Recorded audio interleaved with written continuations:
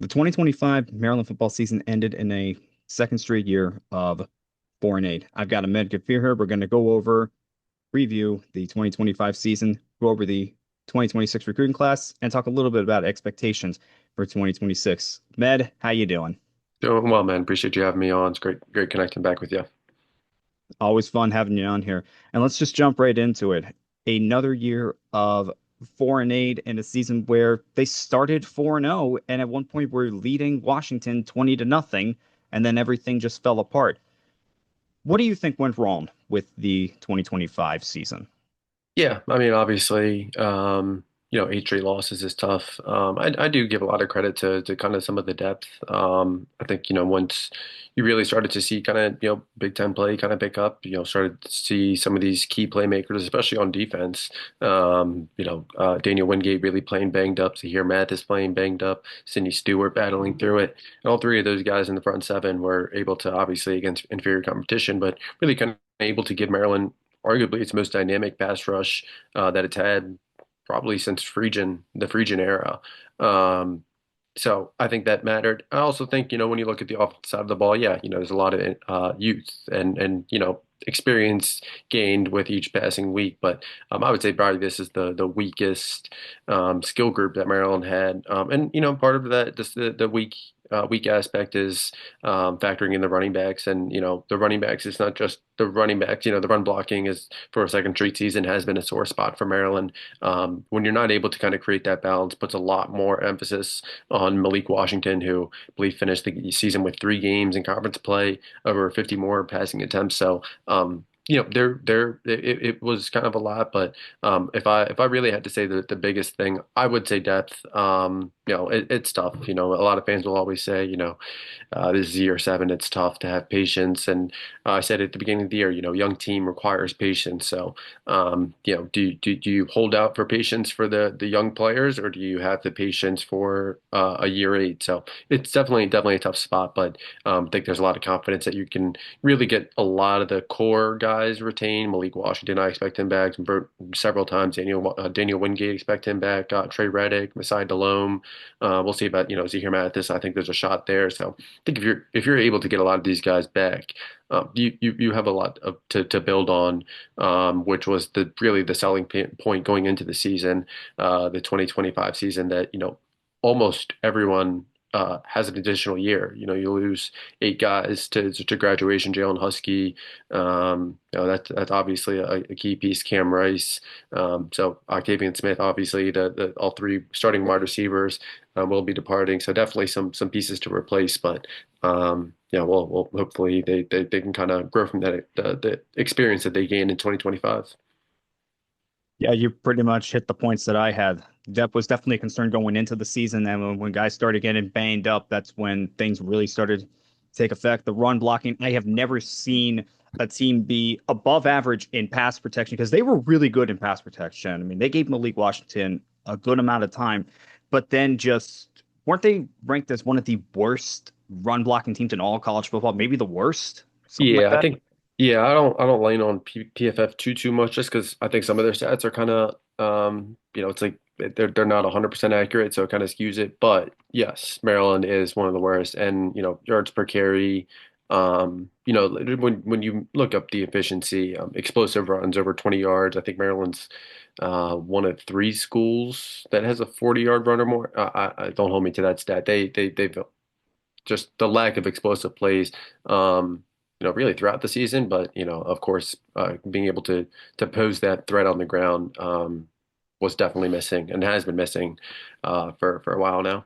One last thing. What do you think of the decision to retain head coach Mike Locksley?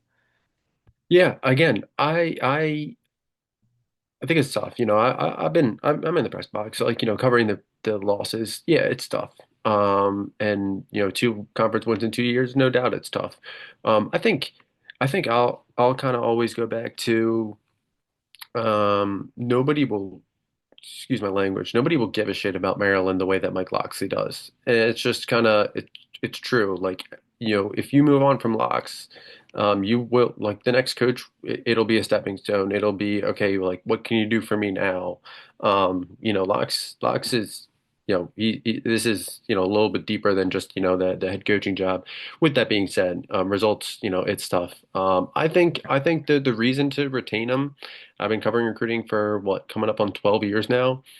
How many cycles have I said, stay home and, keeping the local cycle? And, you look at the roster, you have Malik Washington, local blue chip, three-time all-conference guy. He's coming back, local guy at a premium position. You look at offensive tackle, a guy like Jalen Gilchrist, who really could have made a strong push to end up becoming a starter this year. But again, guy from 757, an area where Maryland has really struggled over the last couple over through the Loxley years, in an area that Latrell Scott and same with the Richmond area. He's provided a big boost. I mean, Maryland just signed the top edge rusher in the country, the highest rated prospect in program history, and he's a guy from Baltimore. You look at the guys this year, Zahir Mathis, a guy who grew up playing youth ball in the area. Yeah, he played his high school ball over in Imhotep in Philly. He's got a lot of big boys lurking. But the Maryland has a chance to kind of be able to keep on him. And again, that's it's an elite type of talent that you're able to kind of tap into there with his measurables and then going into his first full off season. You look at a guy like Sidney Stewart, who another local product, another guy who was a three-star. A lot of Wisconsin. You could see it in Maryland football's like post-game video where Sidney, I believe it was his dad, and Sidney was crying, said they didn't want me. Maryland found a spot for him, the local kid, and he set the freshman record for TFLs in a season. So there's a lot of local pieces. And again, it's what I said earlier. Patience in year seven is tough, but does a young team requires patience? So do you have that? Now the question is, okay, Loxley is back. So it points back to having patience with those young guys. Having a guy like Malik Washington get another full season, where obviously fall camp he was extremely limited last year, didn't play in either Yeah. scrimmage. I wrote that. So again, I think I understand why you'll like. I hate to say it, but like roster wise, and in terms of it kind of coming together before the season starts, like it's still never been closer. We'll see how the portal goes. I think that's a big part of the equation for Yeah. Maryland. But yeah, and I do think it's telling that, I think it was kind of reported that, Maryland didn't have the money. And I guess technically that's true. But I think the other way of putting it is that the last, I'd say the last 7 to 10 days when you were kind of asking around, it was more so that people were unwilling to spend tens of millions on a complete restart. They would rather spend tens of millions to try and say, okay, like, Locke has always said, like, just get me up. And Damon Evans, I mean, it's a night and day difference between Jim Smith and Damon Evans. Yeah. Do I think I Jim will Smith agree could with have that. handled all this? Do I think Jim Smith could have handled all this better? 100%. He should be able, when you're only doing the rah-rah and the happy type, not saying that he shouldn't. And I love the engagement, the visibility, and it's consistent, but there are times when you kind of have to take the tough questions, and especially when you say we commit resources. Maryland's decision to kind of publicly be so quiet about all this, I don't know that that's really the best move, but I do think it's telling that the top end guys were, if they were willing to support, it was let's invest more in the program rather than let's burn the program down and rebuild it. So having the alignment, having the unity, having that at the top. I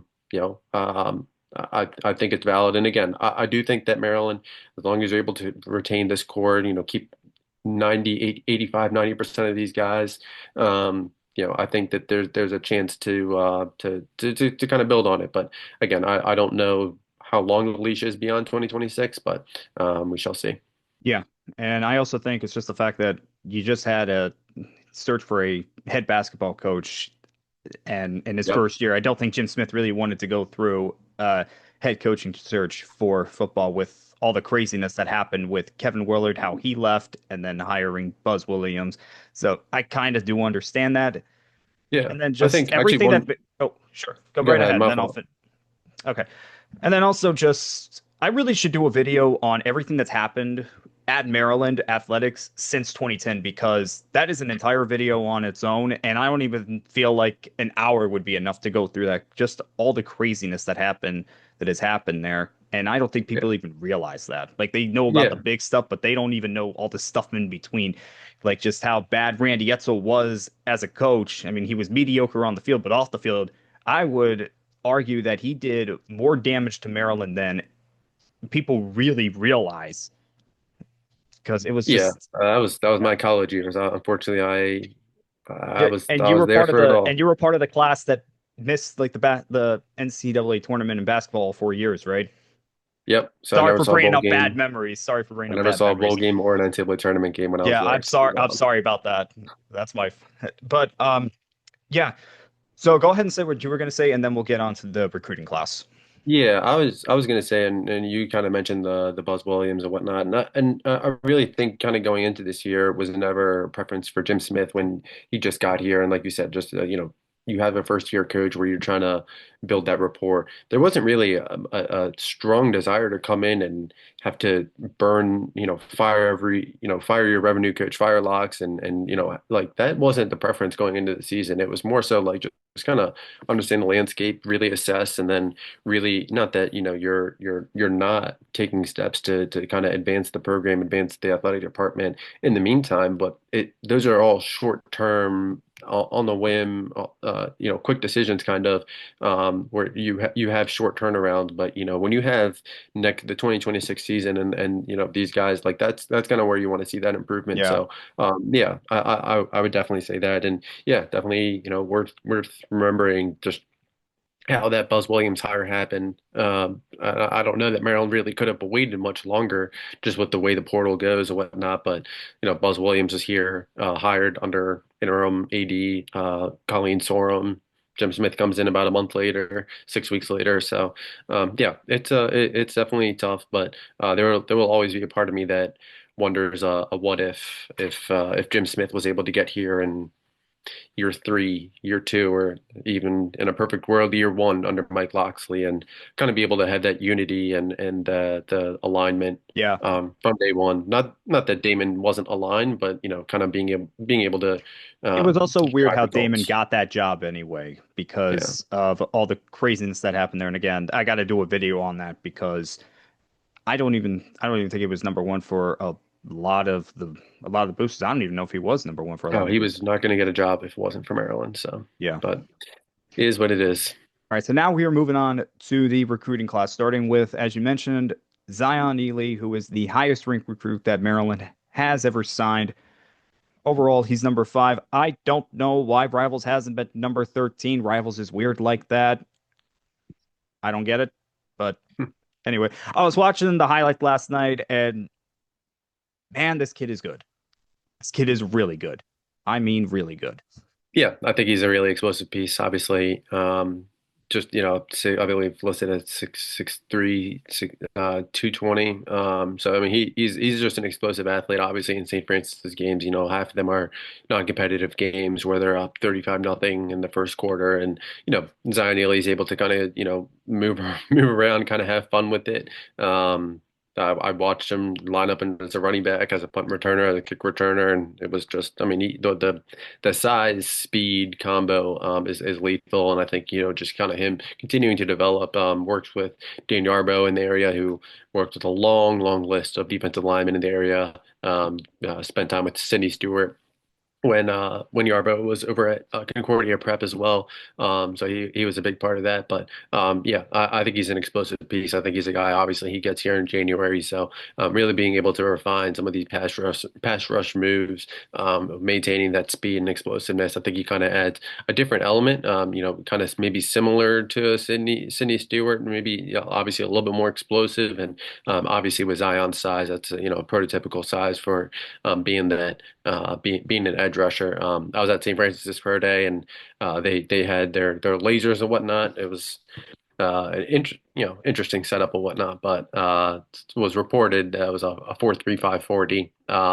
Although he consistently runs more so in the 4.4s, 4.5s, closer within that range. But again, just kind of a testament to just how explosive of an athlete he really is. I think he obviously will be an impact piece for Maryland. Yeah, you put him on this team with Stewart and hopefully Mathis as well. And that's kind of scary, especially with the athleticism. that he has, and he's not alone. Stewart, like you said, it was like the freshman record for tackles per loss and was their leading sack guy. And Mathis also having a great freshman year. You add those three together, again, they can keep Mathis and Stewart. That just be big for this defense, a team that has routinely struggled to rush the passer in much of their time in the Big Ten. And you can have these three, that just brings a whole other element. And it just helps take off the pressure for the DBs as well. Because when you can't rush the passer, it's the defensive backs that suffer more than anything else. And again, I was watching the highlight, and you were right, that explosiveness, it's next level. It's just unbelievable how a guy that big can be that explosive. And the sad part is he's not even done growing as a football player.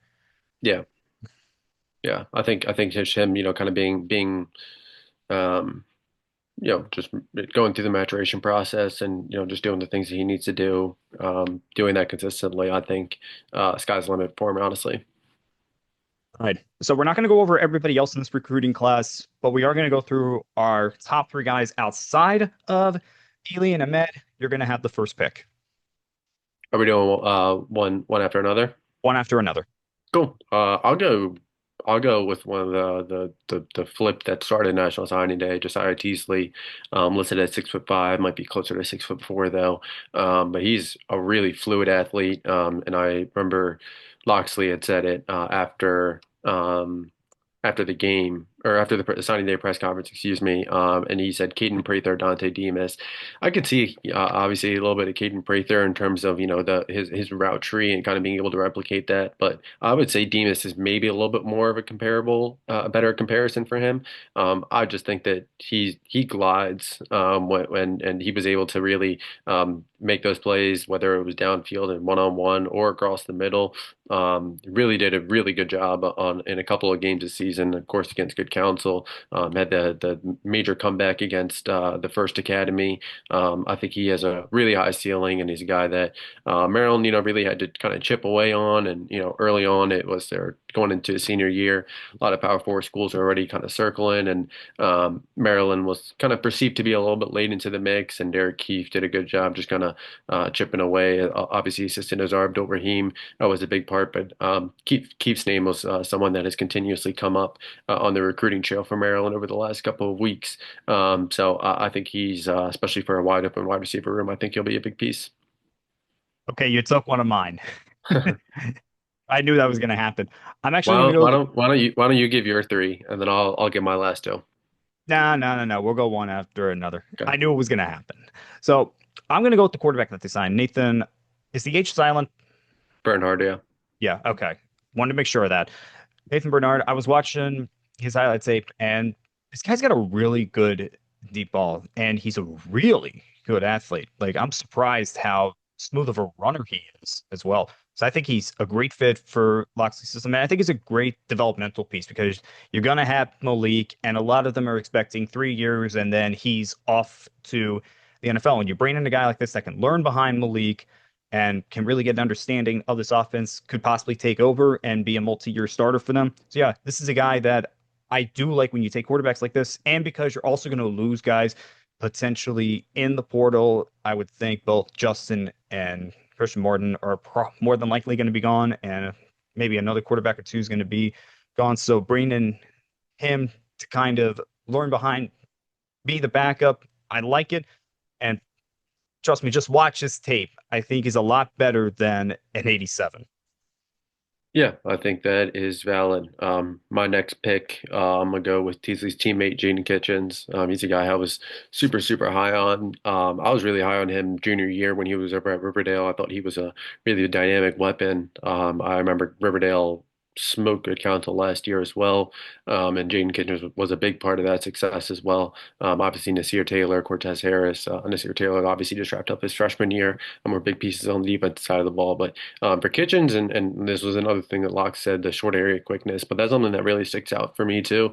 And I think he does a really good job of being precise on his route tree and his he obviously with Teasy playing as an outside wide out, Kitchen's more of a slot guy. I think he does a really good job, has a really good feel for the game, has a good IQ, and something that's kind of come up these last couple of months is kind of the way that he approaches the game and kind of the maturity, realizing it's just, more than just practice and games and, just the everyday process of it. Those are kind of steps that he started to, really, really make strides on his senior year. But I think he's another guy when he gets here in January alongside Josiah Teasley. Really, really like him. My next pick is going to be Darrell Carey from DeMatha, one of the defensive backs that they signed. This guy's just a hitter. He's just a classic strong safety, but a smart strong safety in that he diagnoses the play and reacts to the play. That's exactly what you want to see. And for Maryland, with what they do with safeties, I mean, it's Bo Braid, it's Dante Trader, it's Nick Cross, guys that they are putting into the NFL. And you just wonder who is the next guy? Well, it was Jalen Husky. Now who's going to be after Husky? Masai Alum. Yeah, yeah, I would agree with that. I would. So with Karen, I just think he's another guy where sky's the limit for him and a great fit for this defense. And again, Maryland just loves guys that can hit. He's a guy that can hit. Now, get him in, see where he goes from there. Yeah, and I was actually on Gary. I think he was a really big piece. I remember, Coach McGregor and a couple of defensive coaches, played a little bit more cornerback this year out of necessity, but has the traits too, and was able to kind of really refine his ball skills. Kind of proved himself as a versatile piece. Had a couple pick sixes, I believe, one as well in the WCC playoffs as well. But I think he's a really big piece. I'll stick in the secondary. I like Sean Johnson a lot. I think, Maryland kind of did a really good job kind of capitalizing on the end there. Moved really quickly. And I think, Maryland just kind of really went above and beyond down the stretch. I think he's a big piece. And like I said, Coach Schmidt, really high on him. He's been probably, Sean Johnson, probably been the best defensive prospect out of Spalding over the last 2 years. And that's not even a knock on Jaden Ships because Jaden Ships could make a very, very, very strong case next year as a starting nickel. Was a guy that really got praise when he got really days after he got on campus before fall camp started. So expect a lot of things out of him. But for Johnson, I think he's just a versatile guy, has the positional versatility to kind of play across the secondary, all five spots. Plays a lot more single high safety. Has good range, but what really sticks out is his ability to get downhill and when need be get inside the box and really big piece in run support. I like him a lot. Obviously, he gets here next June. And you mentioned Carey. I think I actually got to double check it, but he might be the first player out of DeMatha to be able to early enroll because I know DeMatha has been Oh, yeah. Well, yeah, that entire DeMatha. conference, it's not just the meth, it's just that entire conference just doesn't let kids No, because enroll early. it's been starting to come over the last 2 years. But really, a case like Spalding historically doesn't allow people to early enroll. Malik Washington did it. It's just kind of like you can go through the process, get approval. Fahim Delane over at Good Counsel last year, very, very likely he was going to transfer out. Had Good Counsel not figured out how to get him to early enroll. So a lot of this stuff is more like just like waivers, approvals, processes. But I know DeMatha, this was like a very big issue for them over the last year, 2 years. So that's a really encouraging sign and Yeah. probably the greatest thing locally to come out of all the craziness in recruiting the last couple of years. But yeah, sorry, I went on a complete tangent there. But That's okay. in It's terms, okay. That's okay. I Hey, think, that's something to talk about. That really is something to talk about, especially this yeah, day and age where it seems like everybody wants to early enroll. And that's the great thing to him because especially for teams that go to a bowl game, these early enrollees, they're part of the bowl practices and they can yeah, figure out yeah, who can that's true. be, yeah, who can pretty much be a big part of the team as a Yeah. freshman and who do we think needs a little more time? Who do we think is going to redshirt? Yeah, I I think think that's, right because Ryan Manning, when he signed a couple of years ago, he was practicing with the team the very next day. yeah. But one thing I actually wanted to, last thing on Sean Johnson, and his career as a four-time MIAA champ. When you talk about especially this 2025 class, Trey Reddick, he went like two seasons without losing a game. Malik Washington, when Maryland was in the three-game losing streak, it was his longest. or even the 2 game losing streak was the Yeah. longest losing career or losing streak since youth ball. So you continue to add winners, that kind of mentality. I think that kind of sounds, I know people overlook it and kind of scoff at the idea, but kind of helps build that foundation, the mentality, the culture. Yeah. So I think that definitely helps. Okay. So my last one's going to be Zaire Cobb. I And like them. yeah. And there was one play that I just saw, and I could not believe this was a high school kid. It was a double pass, and he diagnosed it right away. Had he not, it would have been a touchdown. Instead, it was an interception. And throughout the entire highlight, I'm going, this kid has got instincts that you just can't teach. And when you are, I'm guessing safety's right, he's going to be a safety. Is that Yeah, right? I know he was looking at wide receiver early on. It was Yeah. something that he kind of talked about with Latrell Scott, but now it should be safety. Yeah, when you're a safety, instincts matter. There's a reason why Ed Reed's in the Hall of Fame. He had instincts like no one else had. I'm not saying he's going to be as good as Ed Reed. I'm just saying those kind of instincts are really important to a safety. When you have them, combined with the other stuff that he can do, because he's also a really good athlete. Like you said, he's also a wide receiver. He's the team's best wide receiver. He's got a lot of great qualities. And for Maryland, when it's great qualities, they know how to develop them. Yeah, I would definitely say that. And one cool note on Zahir Cobb, his dad grew up and was good friends with Azar Abdul Rahim, so that definitely helped Maryland's pursuit there. Yeah. Okay. So before we talk about expectations for 2026, uh, give me your top three that are more likely going to burn the red shirt this year from this recruiting class, or just That we top guys in haven't general mentioned. that we could have mentioned, or guys that we haven't mentioned before. Javonte Williams, I think he's a big piece. I think he'll be a guy. Obviously, Dorian Fleming, JT Taggart coming back. JT Taggart, I really like him long term.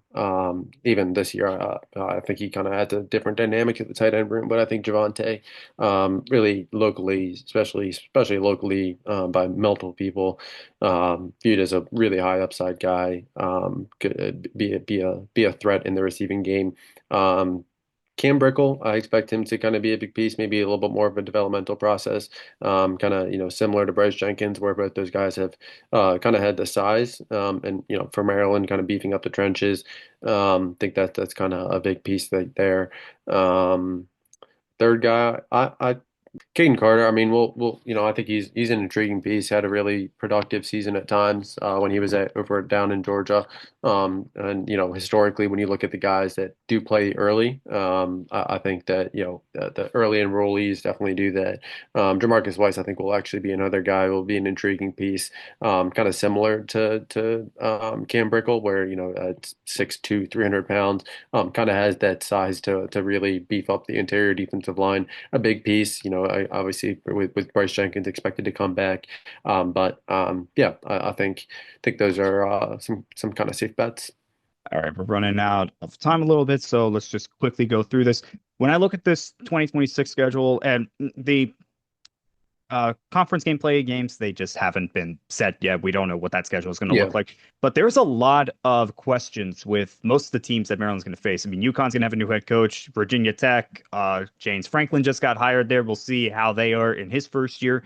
Illinois is going to be replacing their quarterback. So is Rutgers. Penn State, we all know the craziness that happened there. They just got Matt Campbell. Is he going to be able to do what Franklin was able to do at Penn State? I'm not entirely sure. UCLA with a new head coach. Wisconsin, I don't know what's going to happen there.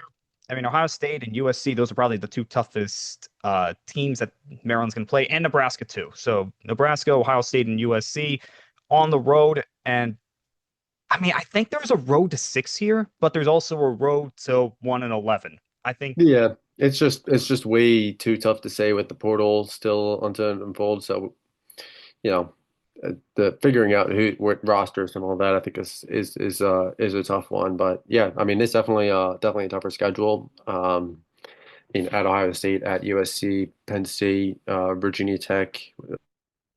Wisconsin looks like next year. But yeah, it's definitely daunting. And UConn obviously just went through head coaching change. We'll see. What do you see if that game does materialize? But if there are no changes, Jim Moore obviously just left for Colorado State. But we'll see how that roster shakes out. But all eyes are going to be on that Week 3 matchup against Virginia Tech.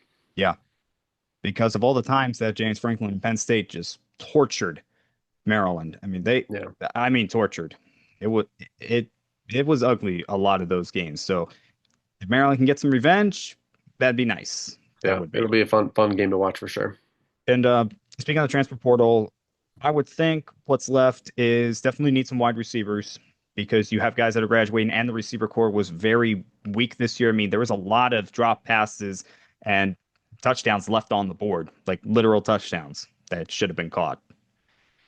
I would also think offensive line definitely want to get some guys there, especially the guys that are known for run blocking because, like I said, not great in the run game, and then just depth alone on the defense. If they can do that, they'll have a chance, but they've got to use their resources wisely. Yeah, I definitely think so. I mean, both sides of the trenches, safety, wide receiver. We'll see about running back. Yeah, I think maybe blocking tight end, kind of see how that materializes. I don't know that that's a top end priority, but I definitely think it's on the radar for sure. So, but yeah, so I think we shall see how it all unfolds. Still got a month left Yep. till it officially opens. So Mhm. we shall see. All right, guys, that was our breakdown of Maryland review 2025, looking at the 2026 class and previewing 2026 Ahmed. Always fun having you on here. Thank you so much. Yeah, appreciate you having me on, man. All right, guys. As always, I'm Diggs Report, and I'll see you guys next time.